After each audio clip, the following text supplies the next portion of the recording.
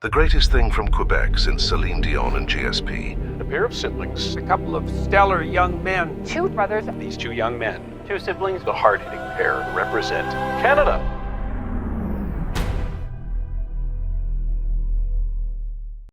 Welcome to Thinkin Bros. I'm Chris. And I'm Alex. This is a show where historical accuracy meets philosophical creativity and blends into your island of knowledge and self-discovery.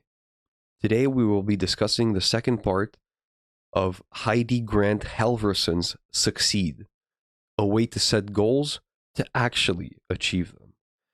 But in the first segment, we will be discussing some of our favorite philosophical and non-philosophical quotes. Thank you for having me on today. It's a pleasure. You are my co-host, and I appreciate you saying thank you every single time. And I always will. So perhaps let me preface the following. When you hear quotes or read them online and whatnot, for the longest years of my life, that's something, I guess, I've thought that reading the quote is enough, right? It's going to be internalized. It's going to affect my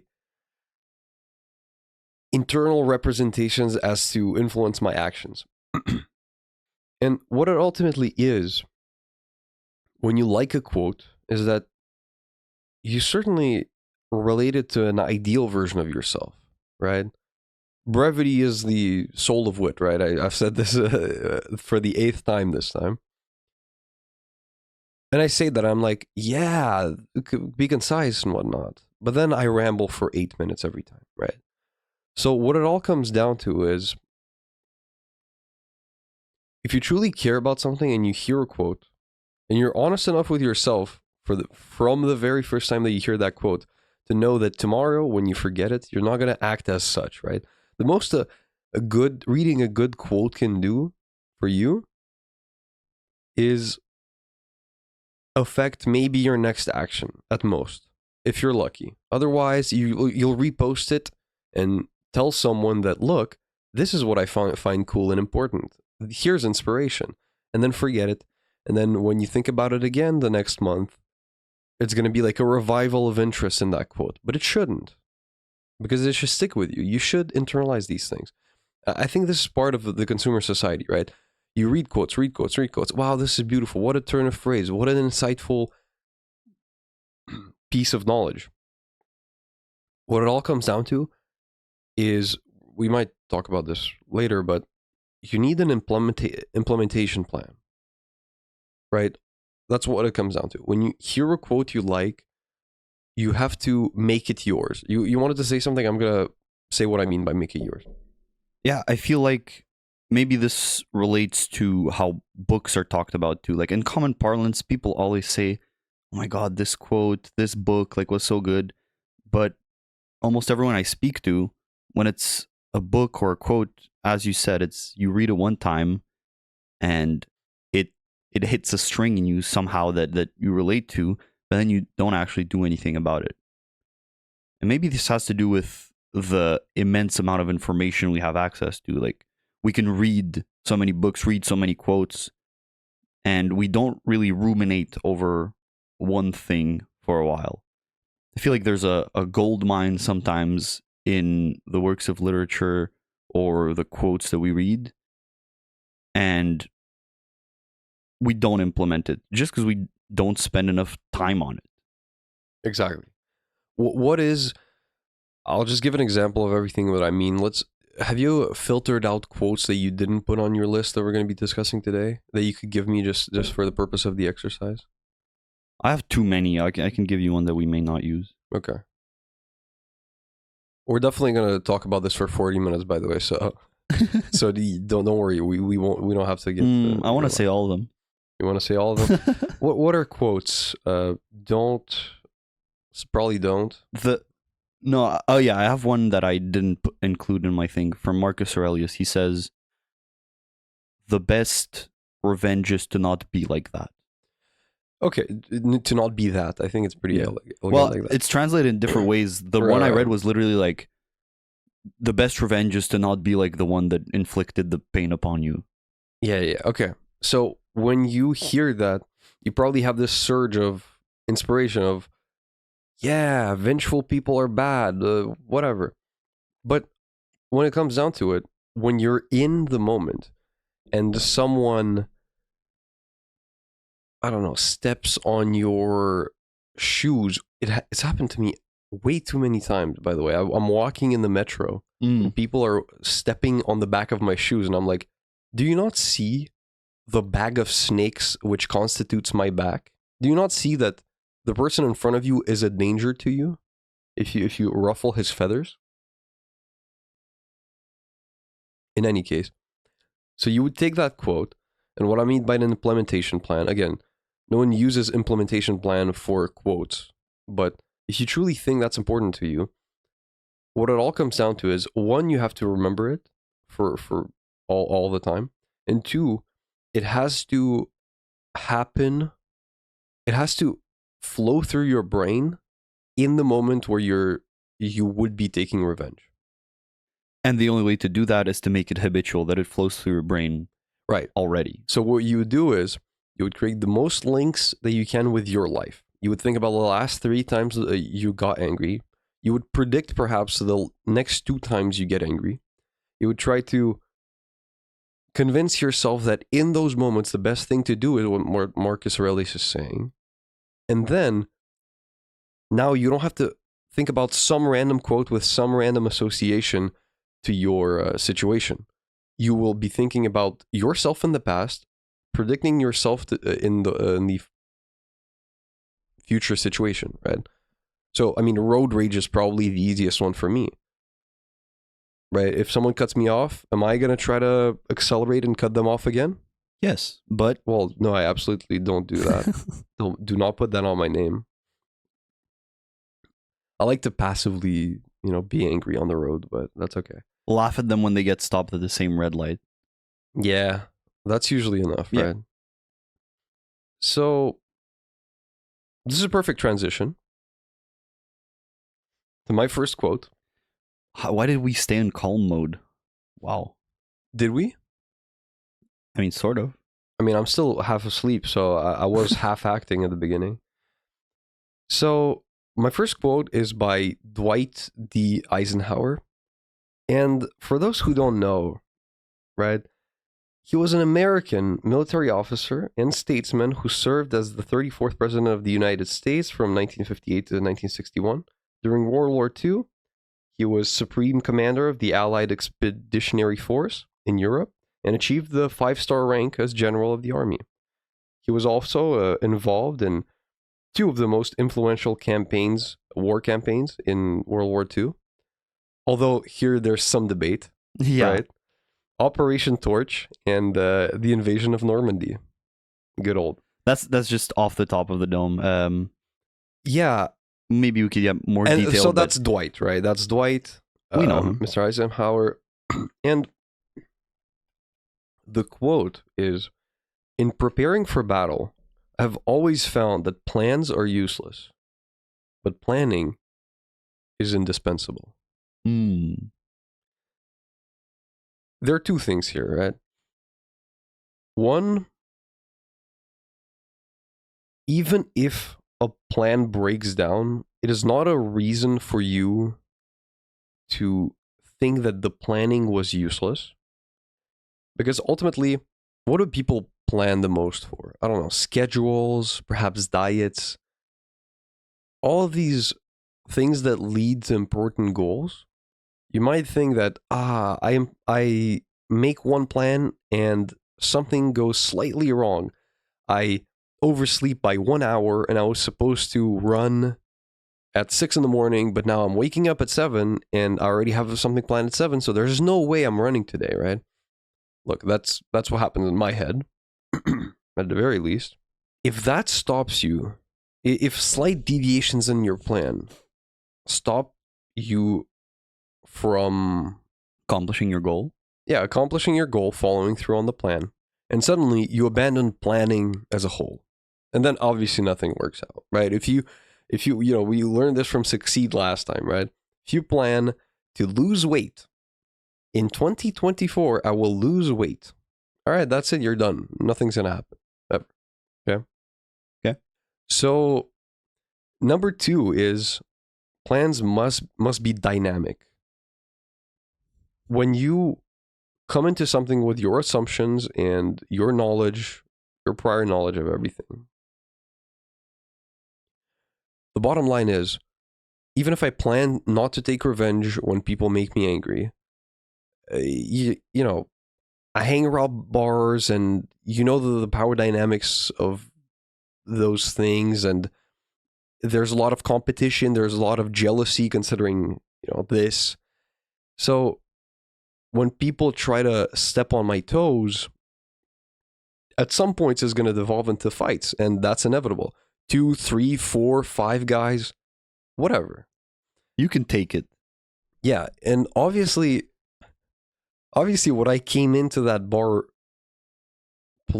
with a plan as that works, doesn't, is not to, you know, take revenge or be angry or fight. But the game's the game. What are you talking about? Again, all of these are examples. They might not be relatable to you, but okay. So what I truly mean is, don't Wait, but finish your story though, because no. I'm just saying that ultimately some situations are going to require you to completely deviate from your plan. okay. But it being in place in the first place takes care of all the little logistics of what you did know beforehand. What you did know before? What you did know before. Right? So you go into something big and important, probably, right? If that's your goal, it's probably big and important and difficult and complex. Even if you know 30% of the territory ahead, right? Do you know no? So you're going to diet, right? Do you know when you get hungry? Could you be away from home at those moments?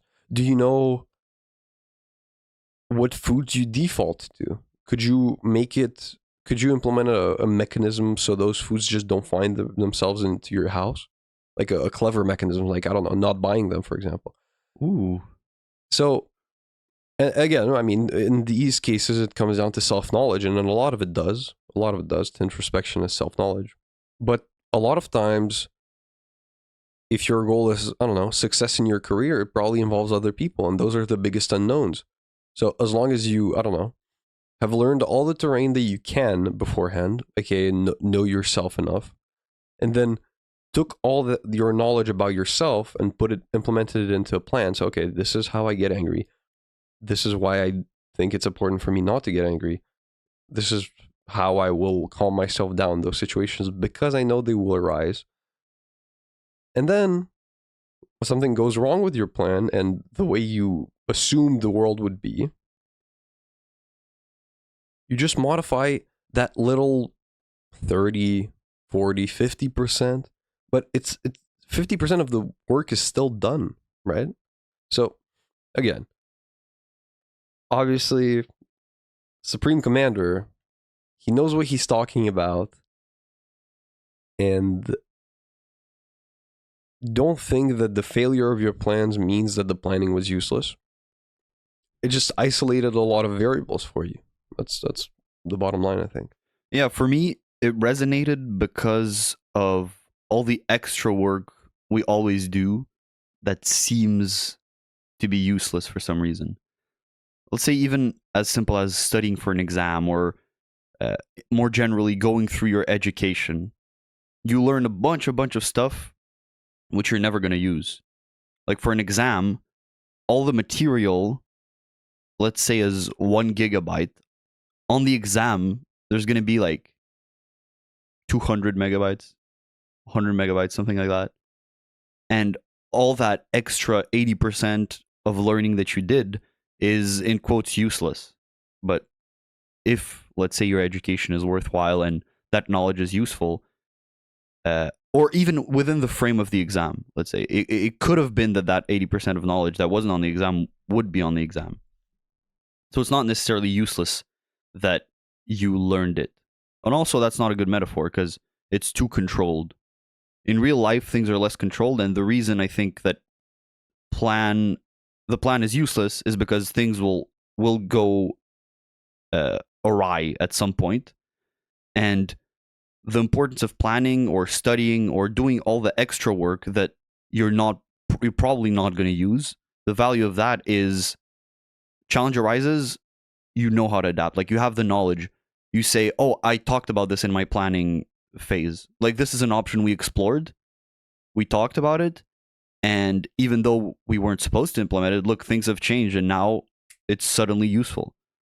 I think that's how things go. Things change, and just spending time thinking about possible ways to do things, even though most of them are not going to be used, is worthwhile. Yeah, but then you have to ask yourself, is there an upper ceiling to that? And of course, if you look at an anxious person or a paranoid person, they're going to look at you and say, well, this is what you're saying is specifically what I'm trying to defeat. Sure. Right? If you don't know the upper again, whatever, right? Sure, but if you don't Aristotle's do any of that, golden that's mean. bad. Of course, Yeah. of course. Yeah. You got to find the golden mean. At one end is being unprepared, at the other end is being over prepared. And in fact, I think, the golden mean lies a little bit more on the over prepared side. You always want to be the guy who's ready for contingency plans. And maybe over prepared more on that side, but just how you think about it is different. You don't have to anxiously think about it. You can say, I want to be the most prepared I can be. I'm going to do more work than most people do, but not obsess about it. At the end of that process, I know why I'm doing it, and I'm doing it to be serene in the moment. And I think that's what it helps you do, right? You have a plan, which means like the step by step is determined for you, and you know what to do exactly. And all that extra knowledge, the 80% that's still in your head that you probably won't use, it keeps you calm too, because you know, if this happens, I know I can do this, I can do this, I can do this. You have options. I'd like to agree with you, and it is the pathway I took in my life, because obviously I've always been the planner, not the executor. But we can put a pin in this and discuss it later in the episode, but from what we've read from the second part of Succeed, I don't think you're right, because when you have a prevention focus, which is what I've had for a long time maybe, and what you do when you plan or go into battle, the anxiety and not being optimistic is actually a source of vigilance. And vigilance is the form of motivation in prevention-focused things. So it's almost like you need to be stressed, because then you'll be thinking, you'll have the kind of the energy to think about all of these things in the right light. Because if you're out there, you're optimistic, you're planning for, I don't know, a battle, and you're Napoleon, and you're like, they're not going to surround our troops and go from behind us, right? We should just go.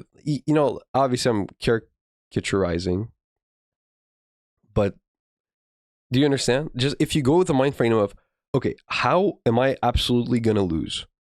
And again, I'm saying this calmly. It's true. And emotions can be an indicator of how you should think about something.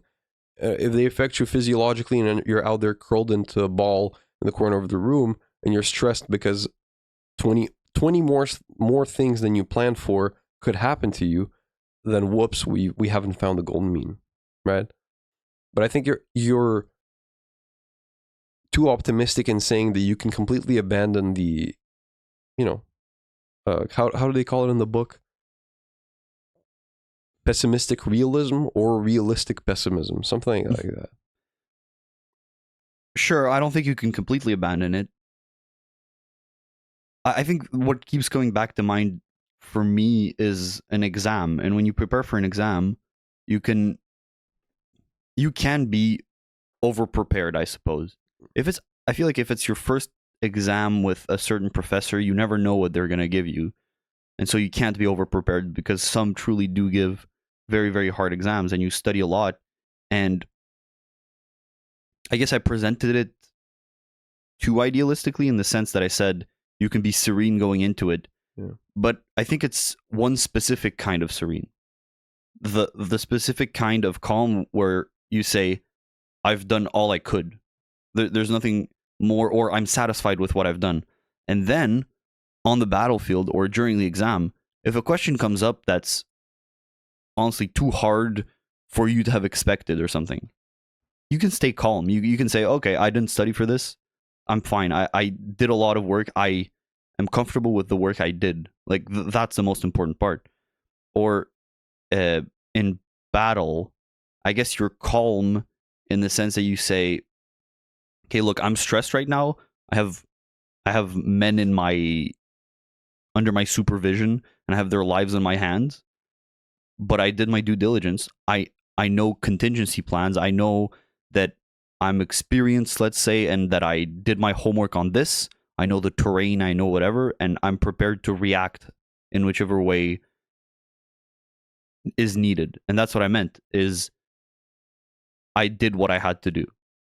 That's fair. I think it goes into a discussion about healthy stress, and it's beyond the scope. You know?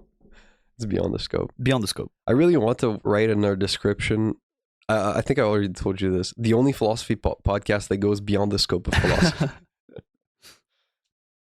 As we so often do. You want to start with your code? We're going to alternate? Yeah. Okay. We might get to my second one and then stop. I'm not going to lie. But okay.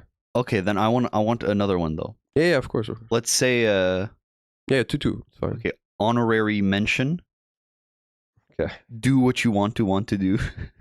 Right. And eventually you'll want to do it. Yeah, and eventually you'll want to do it for the complete quote. And who said that? This is by Thinking Bros Alex. True. TBA. I don't know, it's sort of self-explanatory, I guess, but I thought about this back in high school, like before we... What does this apply to? Before I even talked about habit formation and William James and everything, I think it seems intuitive that you have to do what you want to do. You imagine a sort of ideal version of yourself, and you start doing those things that ideal version does, and you develop a habit. I mean, if you have a reason for thinking you have to do those things, I don't think it goes that much against your nature that you can't develop a habit of doing it. And I do think it's a source of incredible power just to... For example, you tell me to learn... What's the... Not chess, but with the little... Checkers? I don't know if it's checkers. Is it the thing where you... Is it the thing where you like overtake the other thing and then it dies? Yeah. I think it is, yeah. Okay. So let's say you tell me to become a pretty competitive checkers player. Okay. Actually, I've never met one who plays like that. But when I get to it, when I start the task, it's going to be extremely hard and demotivating, and there's an enormous system before me, right? If you just use the knowledge, right? Because at this point it's been so proven, and if you've developed any habit in your life, and I guess I should have gone with fitness, honestly, but if you've developed any habit in your life and implemented anything that you before that you didn't do, you must know by this point that in 2 weeks, it's not just that it will be easier for you to do it. You'll want to do it. Your day will feel weirder if you don't do it than if you do it. If you genuinely stick to it for 2 weeks. And that is a source of incredible power, because you just disregard the, well, whatever. I don't feel like it right now. Okay, but is this important to me? Yes. Okay, in just 2 weeks, which is nothing compared to what my life length is, right? It's nothing. 2 weeks? What do you mean? I don't even know what I ate this morning. The sacrifice is so little. Suffering for 2 weeks to set something that is important in your life, like a fitness goal or becoming a pro at checkers. Sacrificing 2 weeks of unenjoyment, and knowing, by the way, that even tomorrow is going to already be easier than today, because today you didn't even know what you're going into. Tomorrow, at least you know what you're going into. And I think even we don't even have to commit to the fact that after 2 weeks you're going to like it. You just have to have a period where you force yourself to do it, because otherwise you'll regret it. If you say, this is important to me and I want to do it, you do not want to be the type of person that can say these things consciously, say this is important to me and I want to do it, and then does absolutely nothing about it. I think it kind of happened that you start doing it, you get into the intricacies of checkers, you sort of find out what it's really about. Checkers maybe is too simple. Not that checkers is simple, I guess. Maybe there's a lot of theory behind it, but Probably, yeah. let's say for a career or something or a hobby, when you look at something at the surface level, you don't really know a lot about it. And then you investigate and you get into it a little bit, and you realize this is not something I want to be doing. But I think it's important to go through, let's say, it doesn't matter, like those 2 weeks where you get into it, and eventually you can say, yeah, this is not for me, and you can give up. Or you've tried it, you've given it its due diligence. Second time I use this today, I don't know why. And you can safely say, okay, I tried it and I truly didn't like it. Okay, in the beginning, I thought you were saying that you don't even have to like it in the long term, but obviously that'll just fall apart, right? If I want to become a professional checkers player and I don't like it after a month, not even for one of those days, it's over. But what you were saying is that it will help you get answers, right? If not, implement a habit that you're going to stick with for the rest of your life, at least you'll get an answer. And that's what often happens, right? Let's say you're out of shape, you've never done any sport for a prolonged period of time, and you're like, man, volleyball is just it, right? I like the sun, I like the sand, I know how to find a team. Volleyball is my way out of this. You hesitate 6 months, you put it off, you say, I missed the first 2 games of the season. If I pay right now, I'll be paying for 2 less games. Let's just do it next season, right? Mental Aikido. So you get out of it, blah, blah, blah. Eventually you get to it, right? You're like, this is the one. I got my resolution. It's 2024. It's different. And then you get to the volleyball and you're like, well, this sucks.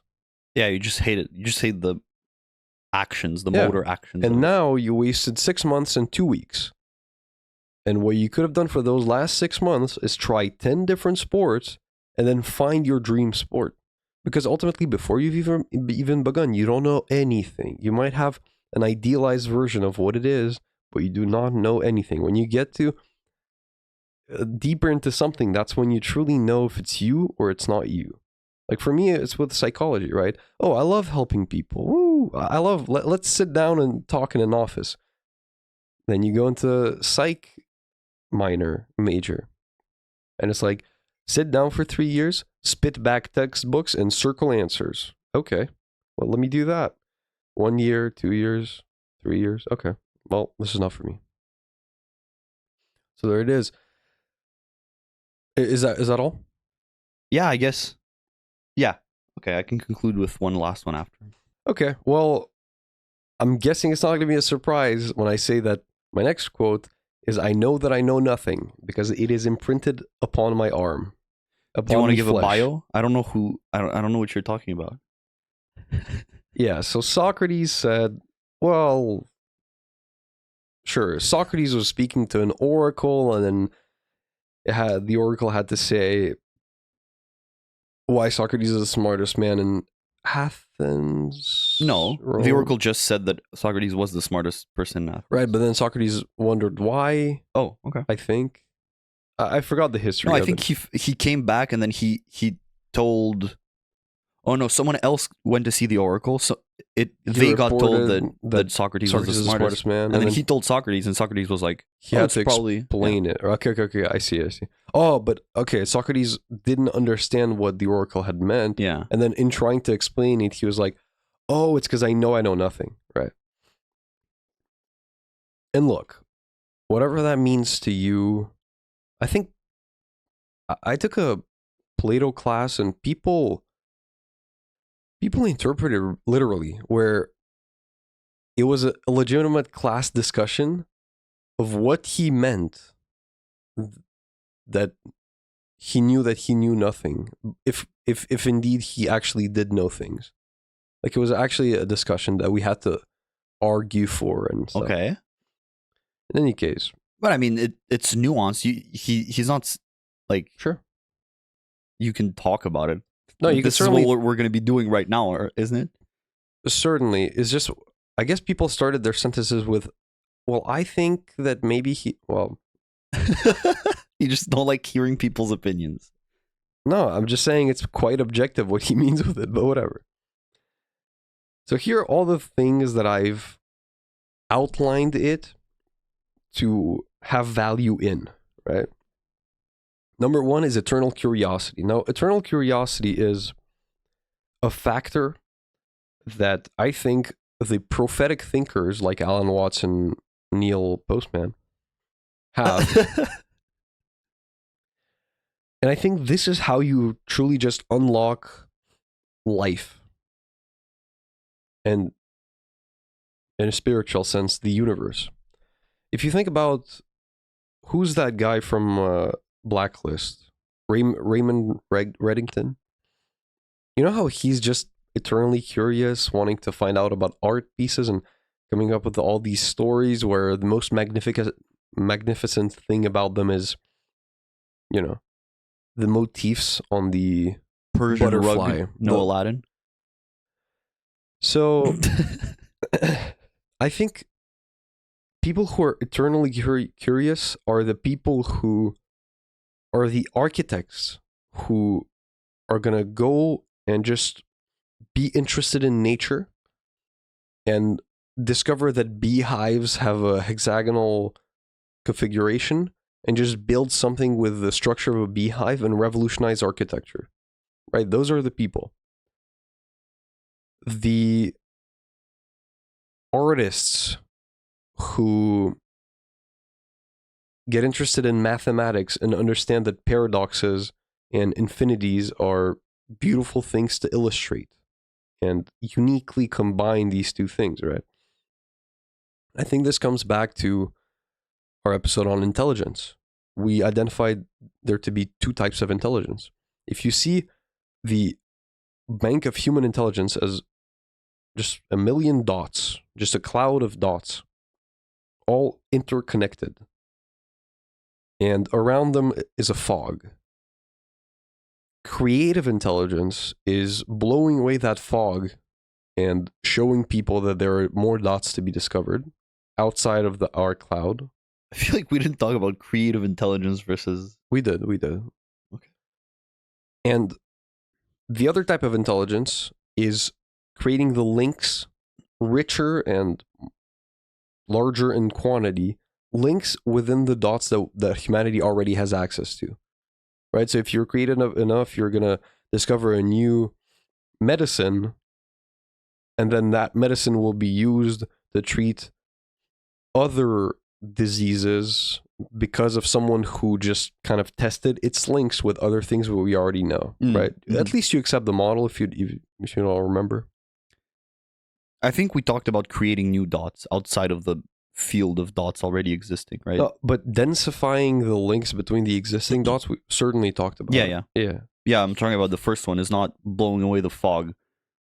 Oh, creating dots. A new dot next to the that field. That knowledge exists, is what I'm saying. It's true that we maybe didn't even mention the fog. It's just a pretty cool metaphor, I guess. The knowledge exists, you know. Yeah. We just discover it. Platonic forms of knowledge. Exactly. So, I think the people who are eternally curious, and of course, if you know nothing, you'll be eternally curious. They're the people who can create these interdomain links that truly make humanity more rich. Yeah, I don't know if you talked about it last week a little bit, or if in the 5 minutes we'll have on success, we'll talk about it, but this relates directly to performance versus mastery goals, right? Yeah. Eternal curiosity is sort of a mastery goal oriented thing.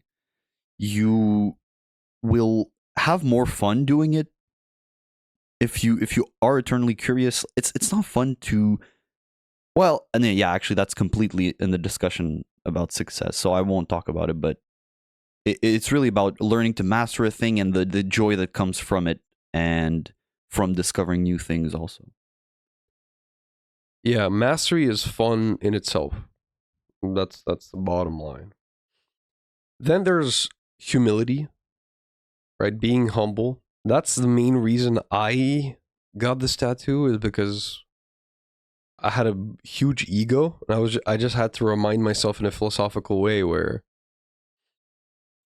like, look, you don't know anything, and all of these people don't either, and that's fine to, it's not fine to be condescending towards them, but it's fine to acknowledge that when you hear them out, the majority of people absolutely don't have anything interesting to say. But guess what? There are people in this world to whom you wouldn't be interesting whatsoever as well. So, How do you? I don't know. I feel like you managed to turn it against the quote. I know. It's like I still put myself in the 80th percentile, and I was like, well, the people below me are pretty dumb, but I'm pretty dumb to the people above me, but I'm still in the 80th percentile. But no, but yeah, it feels like the quote hasn't been internalized completely. But it's not that, because now, if we go past the haha, it's funny that you're arrogant thing, we unfortunately we do have an above average intelligence, right? It's true. It's just true. And all that we have to ask ourselves now is, okay, what do we do with that? And what I used to do is be condescending and laugh at other people. But now we've talked about the allegory of the cave, and what I really do now is, first of all, I pity them, and second of all, I try to help them. I do. The way I see it is that it applies to everyone, even those in the 90th percentile, in the sense that just as someone above you in intelligence shouldn't view you as you see people below you in intelligence, or the just as had no place in that sentence, but the people above you shouldn't view you as you view people under you in intelligence. Because even if someone has an IQ of 140, or I guess no, that's not insanely high. Even if someone has an IQ of 200, that has no implications about their moral status, how good of a person they are, and no implication necessarily on their work ethic. I think that you can be working a lot harder than someone who's above you in IQ score, let's say, and be a much more moral person. And I mean, ultimately, I think that's what constitutes the goodness of a person. Obviously, we shouldn't look at IQ as an indicator of the quality of the character of a person. And I think that's what we have to learn from everyone, and that's why no one knows anything ultimately, is that even smart people, they can create all these links between all these things, but if they don't do it, I don't know, I guess humanely, or if they're not hardworking, they'll never get to anything, even if they're smart. I don't know, there's just other things to consider, and these things you can learn from people that are less smart than you. I see. So the that person walking around with a smile 24/7, that is the definition of ignorance is bliss. Just, walking through life and having fun, being nice to everyone. The 200 IQ genius concentrating on improving the earth could benefit from, just kind of smiling at people sometimes, which would make the world a better place. Yeah, it's a little bit preachy, but I like it. You're right. Of course, my next point kind of defeats all this good direction that the conversation took, and it's good. It's a good way to beat dummies in arguments, because people do not like. This is what I learned recently again, and I should have known 8 years ago. Debates are for debate clubs. You don't debate with people at a table. That's the ultimate thing. A man convinced against his will is of the same opinion still. Okay? So, see how I just squoze in a third quote that wasn't even written on here? Who's that by? I don't know. So, Eminem, probably a rhyme. That'd be cool. So what you do at a table and whatnot, you agree with the person, and then you say, that's what I used to think. And then you shift it and you go through your logical progression towards coming to your opinion, which is opposite. And now it's almost like you're taking their hand from where they are and taking them to your level. But instead of developing a logical argument, you're still telling them the logical progression of your thoughts. Is just now it's a history-centered thing. And Just like this podcast. yeah. So if you know that you know nothing, and you always assume that you know nothing, you use the best argumentation technique, and it's asking other people questions. Like this is the first thing I said is one of the ways. It's not really in relation with the quote. It's just a technique I discovered recently.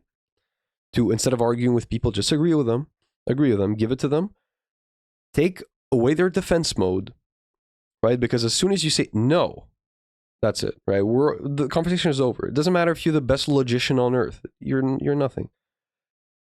People don't like to be wrong. I feel like that's just always the way I talk, like all the time. I always say, yeah, I can see what you're saying. Like I think if you look back at the podcast, that's what I always true, say. But it's also it's made much easier when I always say the truth, right?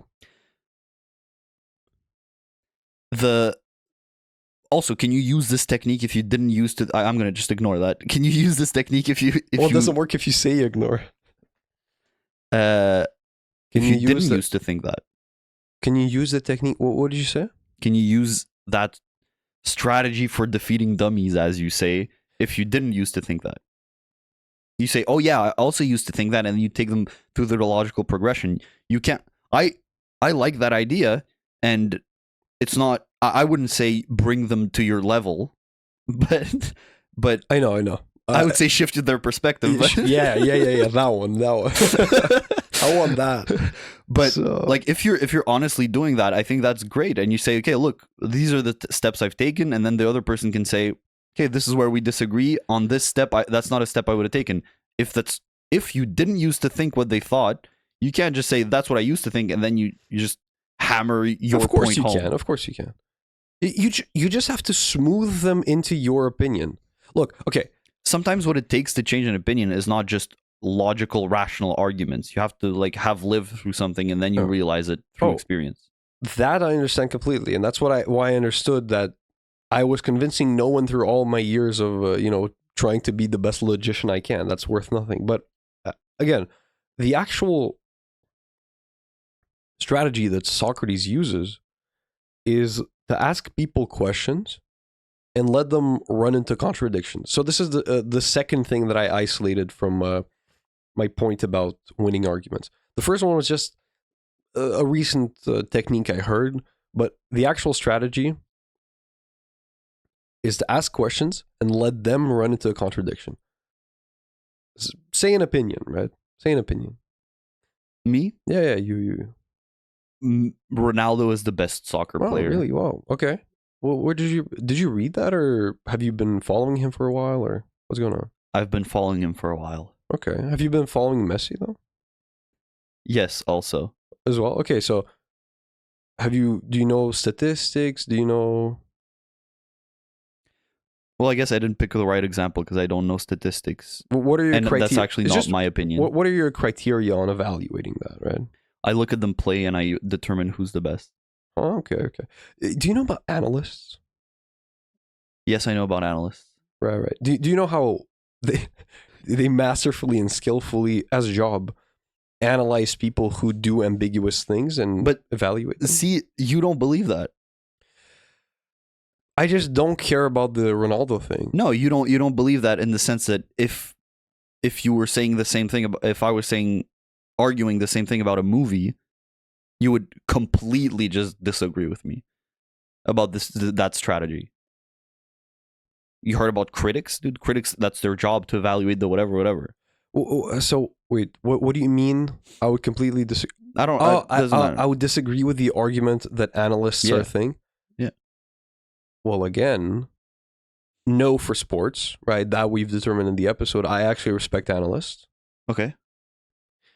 But the second thing is, what you're trying to say to me through the last two techniques that I told you is that you don't want me to lie, essentially. Yeah. Is that if I do use them, you just don't want me to lie. Okay, that's true. And in this case, I would use analysts, even if I didn't believe in them, to take you over to my side because I like Messi. And truthfully, if you ask me the same questions, I just say that Ronaldo's just too arrogant. I don't like that. Yeah, just for the record, I like Messi a lot more too. But I think my argument for that is just look at them play. Messi plays better. Like, honestly. Well, that's fair, but then if you think that the ultimate criterion, and this is actually truthfully what I think, Yeah. if you think the ultimate criterion for whenever we say who is the best player is your evaluation of their gameplay, I think there's something flawed with your view. And look, I have the same view. That's the reality of it. Yeah. Like, I look at Messi play, I really enjoy what I'm seeing more than what... and just I want to stay on this actually for a bit, but like, thankfully, Messi also has the popular opinion as being the best and also has won more trophies, I think. So with those objective measures, that's the case. But in team sports, like, people always say it's about the championships you win. But like, what if you were born in Moldova and you're the best player in the world and your team is not good? Like, you can still be the best player in the world, the best player at playing soccer. Or, yeah. I agree with you. Let's not stay on soccer too long. I think it's a good argument, and I do understand that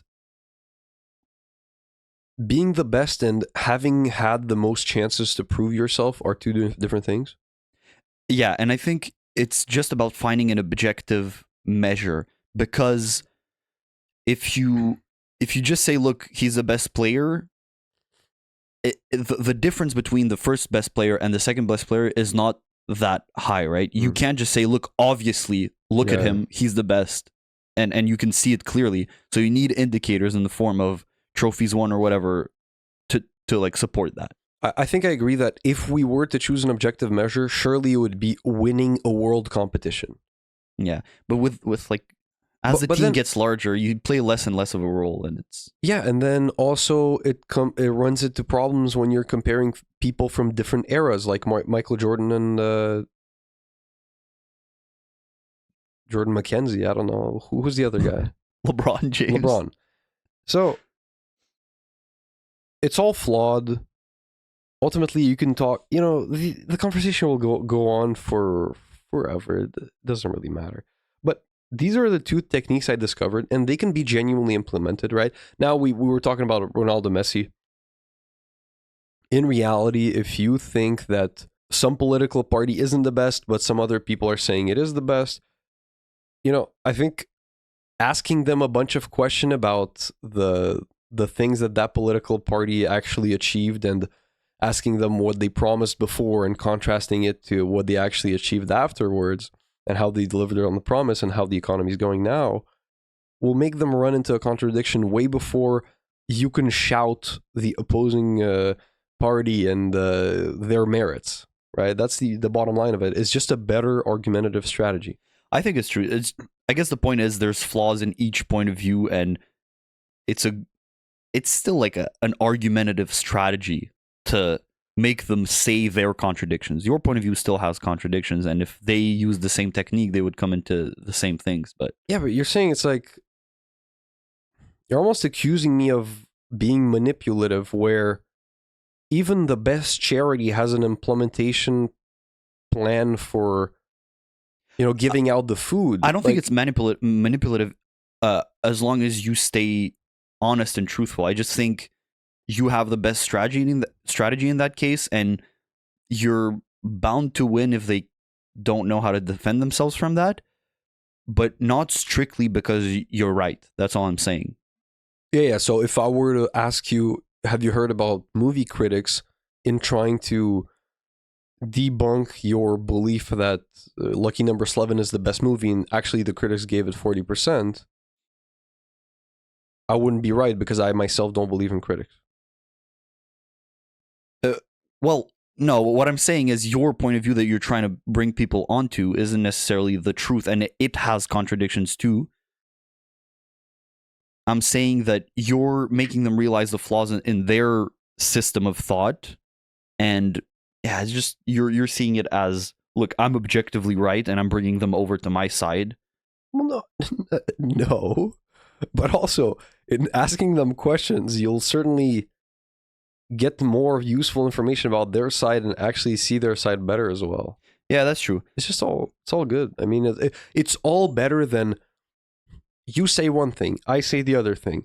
You supported with 3 logical arguments. I supported with 3 logical arguments. We get emotional. Everyone loses. Okay? Yeah, but the way you present it is not, look, I'm going to ask questions because I'm curious. Let me find out about your point of view.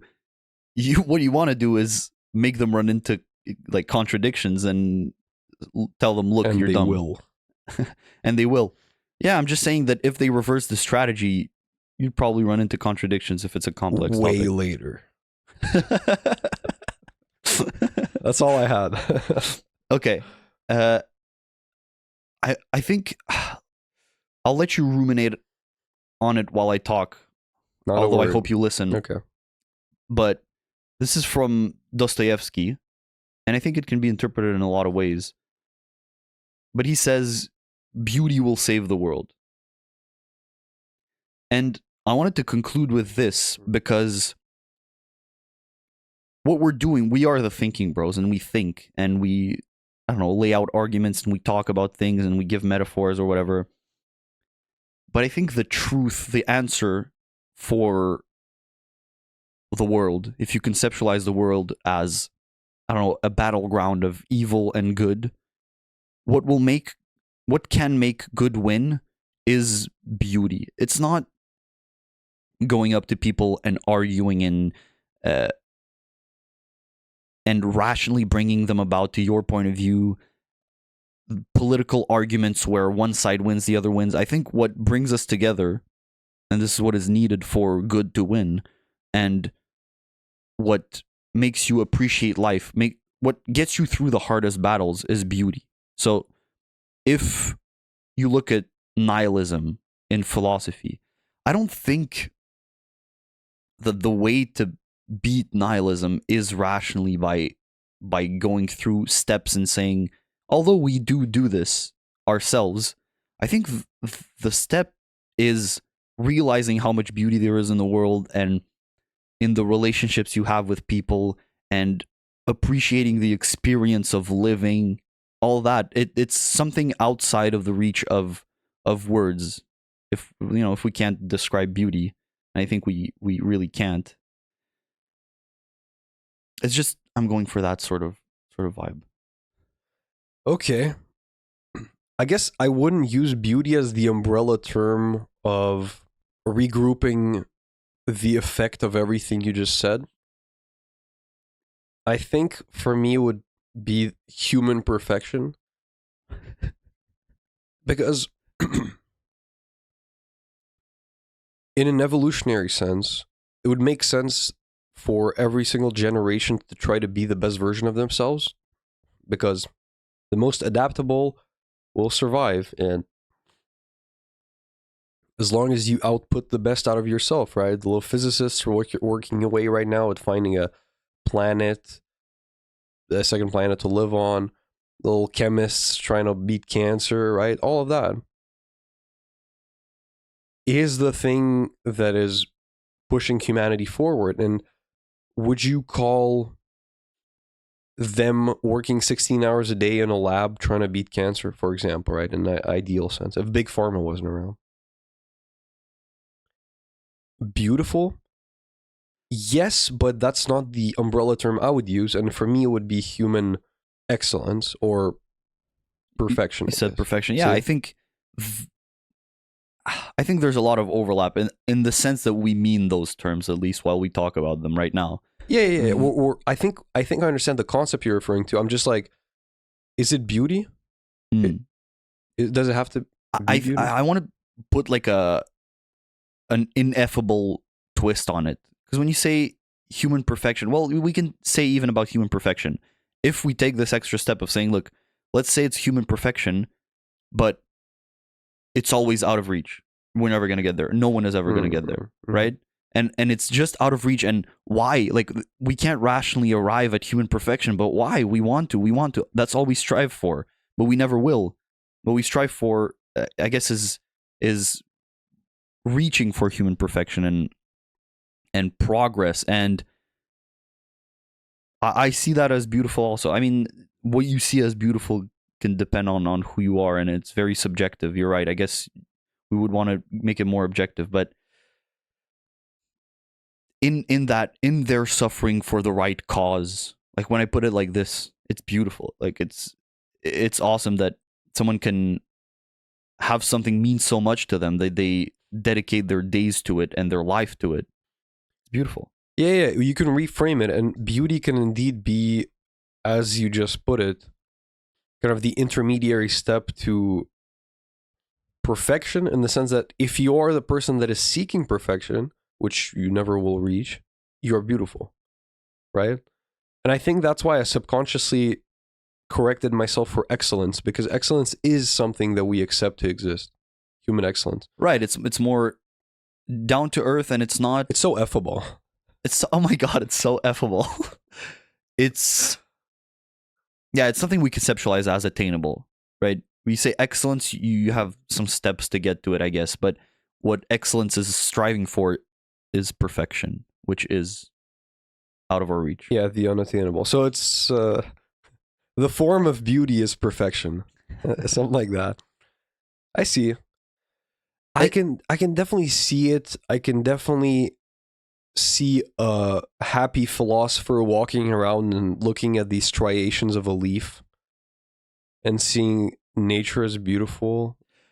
I had another quote, I think it was by Marcus Aurelius, but I won't say it. It's just, I think there's beauty in just existence. Yeah.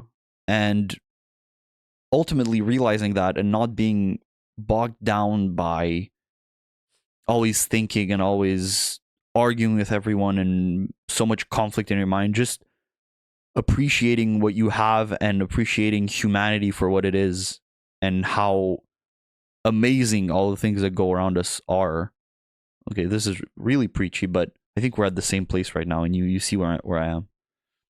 Yeah, I certainly see Stoic. I can see Buddhist perspective. I can see the soldier at war in the trenches, just looking back and asking himself what he's fighting for, and it's probably the beauty of his family, his children, his wife, and it's crazy because his country. Yeah, right? And those are the well. ugliest situations. He's in the trenches, seeing people dying, and what drives us forward is beauty.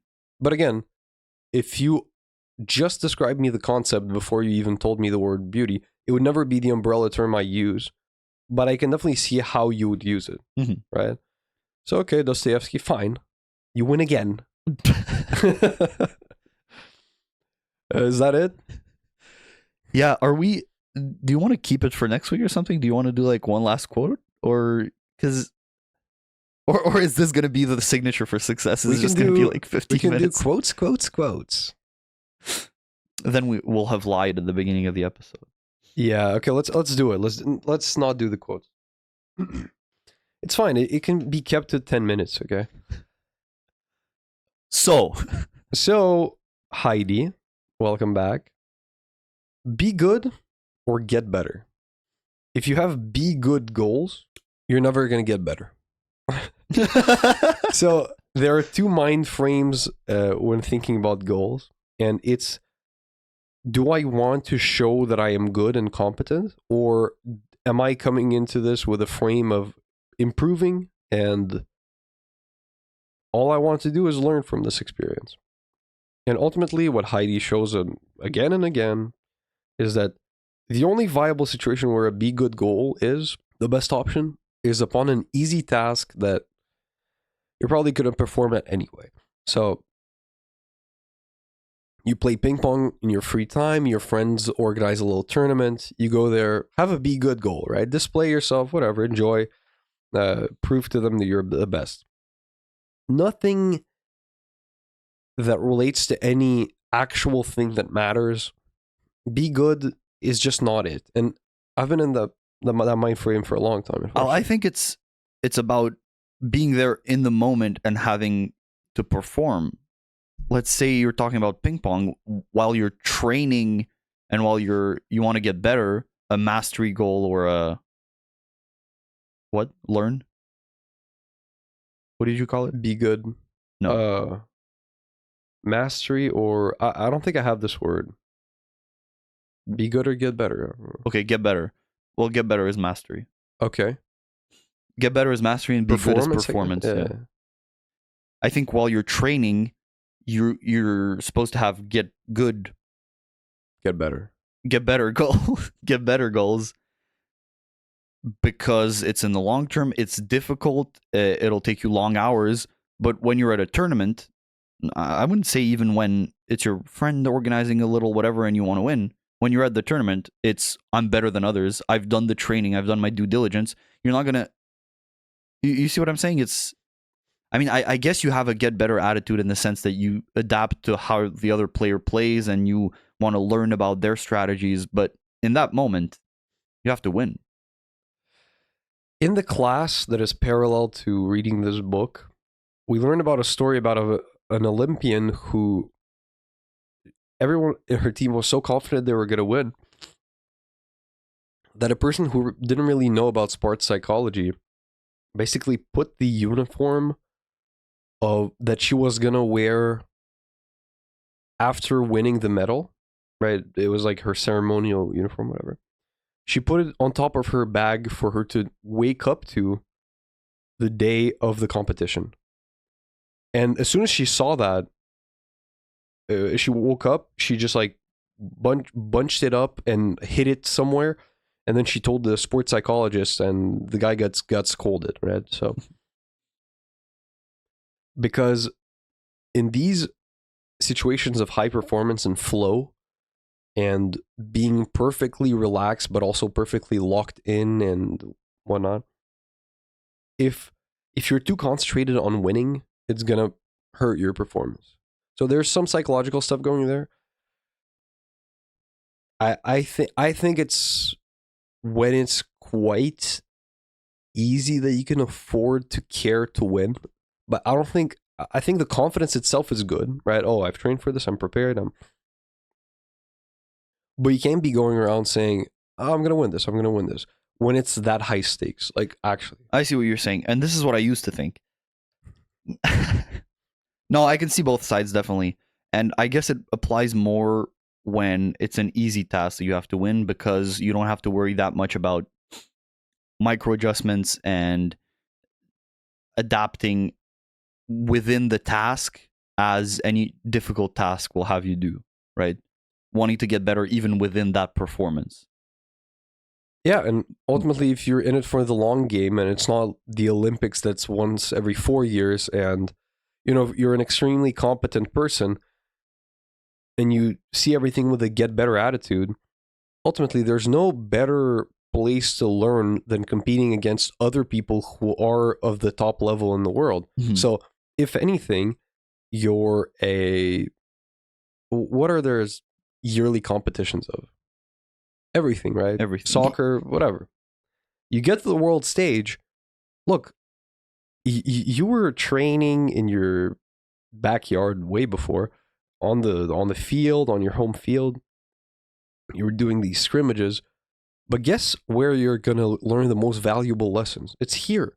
So if you have the get better, it may be a combination, but essentially you get it, right? Yeah. In our goals, where it's not one performance that determines all, what we're certainly gonna have to stick with is get better goals.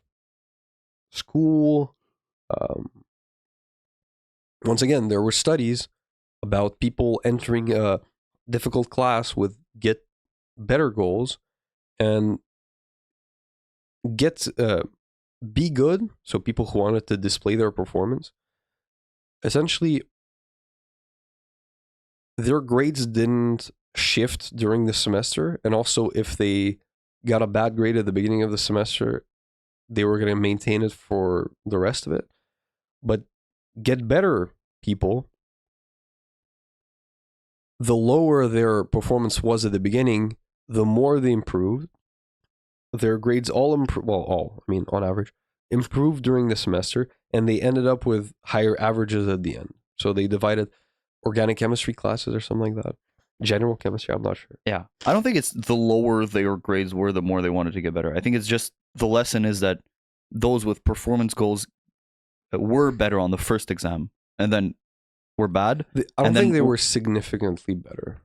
I think that's what it was. And then the mastery goal people were worse on the first exam and then got better. But then ended it with a higher grade than the.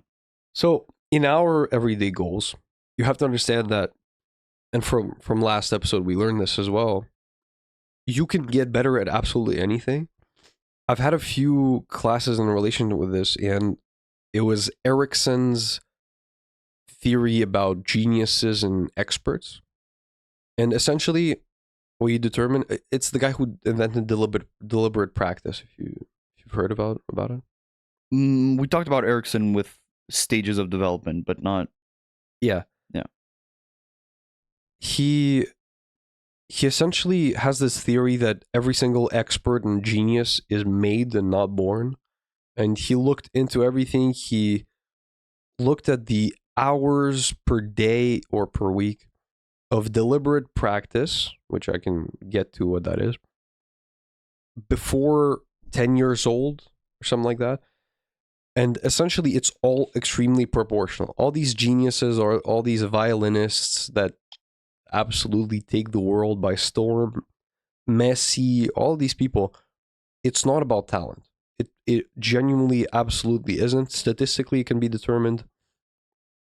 Tiger Woods, who absolutely dominated golf, his dad was a little bit of a cuckoo's case. Is that a thing? And by the way, I'm going to be a father like that for sure. He had this idea to make him a super genius at golf. And at 6 months, he used to go to the garage, sit him in front of himself on a high chair and watch him swing, right? Watch him swing. As soon as he could hold an object, it was a golf club. At 3 years old, he was that was his game. And his theory was that all the top golfers at his time just seemed stiff, right? It all seemed like it wasn't a fluid motion. And he thought, if while he's doing his motor development, this golf club becomes an extension, a third arm, right? An extension of his body, he's not going to be stiff. He's going to defeat, And so Tiger Woods dominated golf for I don't know how many years, but essentially he won like all the championships in a row so he's a legend now. And Erikson essentially goes and looks at any genius, not genius, it wasn't about intelligence in this case, at any expert in any field, and he just asks them, okay, before like 10 years old, how many hours a week did you practice this? And the answer is always proportional to how much of a genius they are. So these get better goals are overall absolutely about, they're just a logical choice. They're just a logical choice. You can improve at absolutely anything in this life, right? David Goggins went from being 300 pounds to running ultra marathons, which seems unfathomable to you, but he's not a genetic specimen, right? In how many years?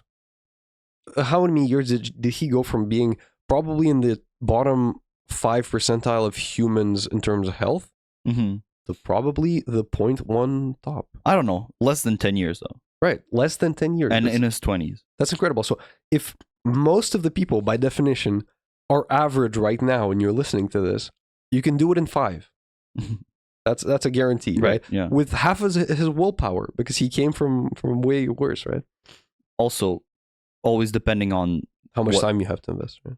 No, what you're doing. It's a difference between ultramarathons where will and just willpower to continue and pain tolerance, or, okay, let's say mainly willpower is at play versus tennis.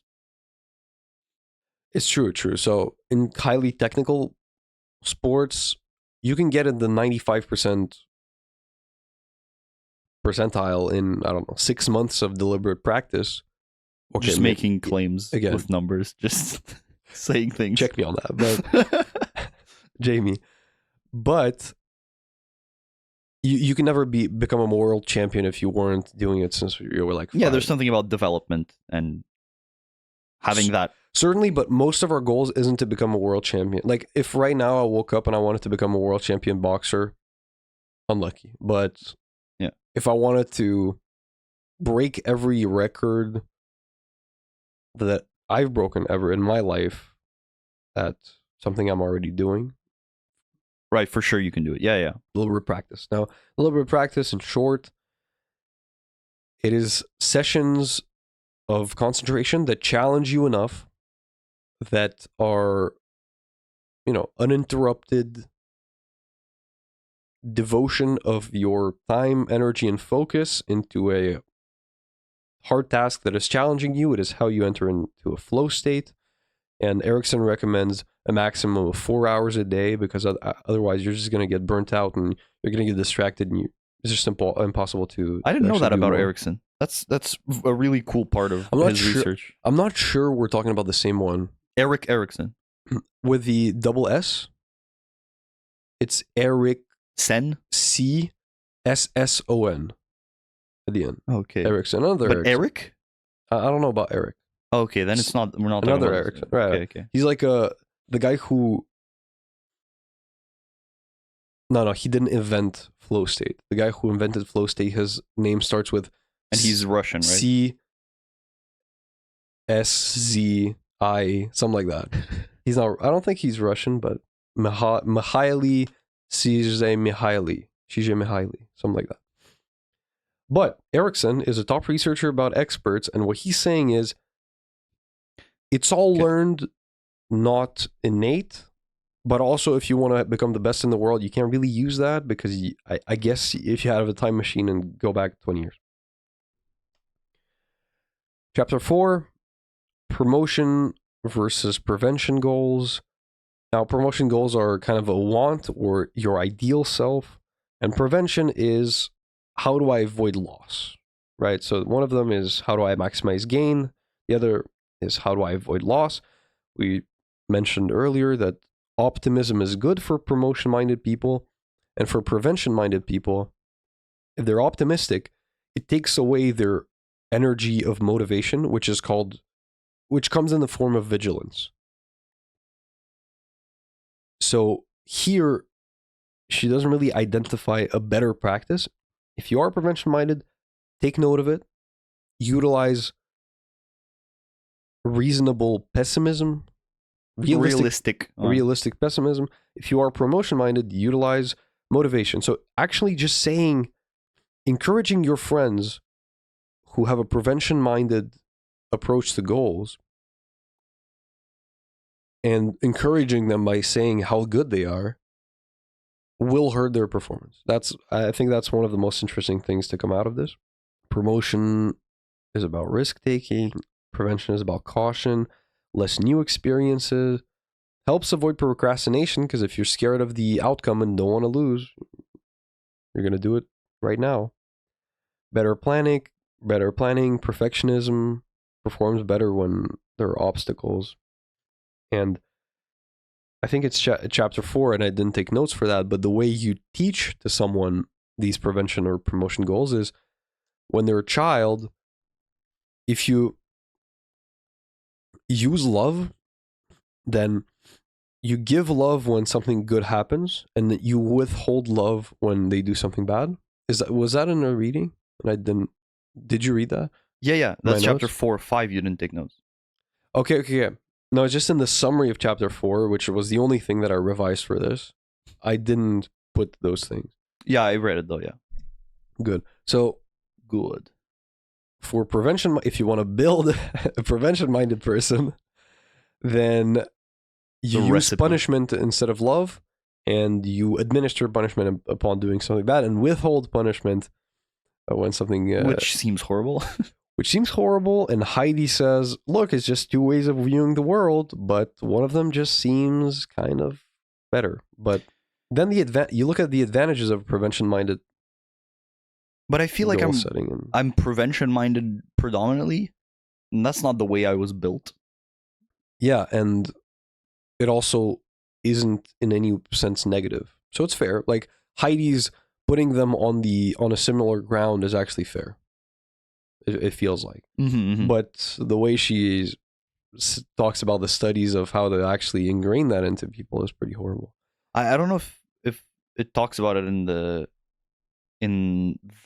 book, but it seems to reflect directly upon individualistic and collectivistic cultures. Oh, right? that's the first thing I wrote, Asian and American. Right. Yeah. Yeah. Okay. So how can these things help? Well, if you tend to have a certain goal setting mind frame, and maybe you were born a certain way, just acknowledging that within yourself after we've administered the advantages and the disadvantages, and acknowledging patterns within your behavior can help you either shift away from them or just, I don't know more about yourself and know exactly why you feel certain ways. So, for example, when you fail a promotion goal, you're going to be depressed. So it's going to be a low energy state. And when you succeed in a promotion goal, you're going to be excited and about achievement. So it's going to be high energy state. For prevention, it's the opposite. So when you fail, you're going to be in a high energy state of anxiousness. Yeah, you're going to be agitated, anxious, nervous. And when you succeed, it's going to be relief. Right? You're going to be low energy state where you can breathe out, you're relieved. So if you identify these patterns within yourself, were there, because you read more for this because I actually wrote the notes, were there recommendations as to how you could modify these, or just acknowledging them, being like, well, I wish I thought more in promotion-minded goals? I think I remember her saying that it's not as straightforward as the chapter before, where one is better than the other. Here, it's about identifying your pattern and knowing the intricacies, I guess, of your personality more and knowing how to apply it. Yeah, and again, it's situational at times, but if you know you're 100% in one of the ways of thinking, maybe it's worth exploring the other. Also, one important thing I forgot is the study about depression with Get Better goal setters. Get Better goal setters were when things went wrong, they were like, okay, well, this is how I'm going to learn from. But like the worse it got. How do I fix it? Yeah, how do I fix it right now? In relationships, when something went wrong, they were most likely not to abandon and get over hurdles. Be good is about displaying. It's also about having a fixed theory of intelligence, right? If you think you're either smart or you're not smart, and that's never going to change, you're obviously going to want to always display that you are smart. So it's going to be the same. It's going to affect all your relationships. If something goes wrong, you pull away the fastest way possible before everyone discovers that you're a fraud and you were actually not that, emotionally intelligent, mature. Because you can't really fail if you withdraw the fastest way possible. If you have a get better mindset, whoops, I made a mistake. Okay, I'm going to take this into account. This is going to make me a richer person to never repeat this mistake ever again and learn from my experiences. Let's get through this hurdle. Let's talk about it. As teachers, they're more likely to ask for, oh, that's getting cut. Ask for advice on managing the classroom, reading more about the subject, and instead of just sending the bad students to the principal. Yeah. Okay. I'm pretty satisfied. A short little discussion about succeed. Again, the practical nature of that is self-explanatory. For the first part, don't settle for the little dopamine boost that you get upon reading a good quote. Actually, if it matters to you for your life, take 15 minutes thinking about how you're going to implement it in your life. And if it's,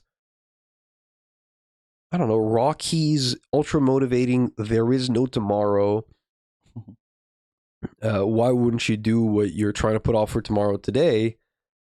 Well, the first thing you do when you hear that quote should be to do the hardest thing you tried to put off to tomorrow, right?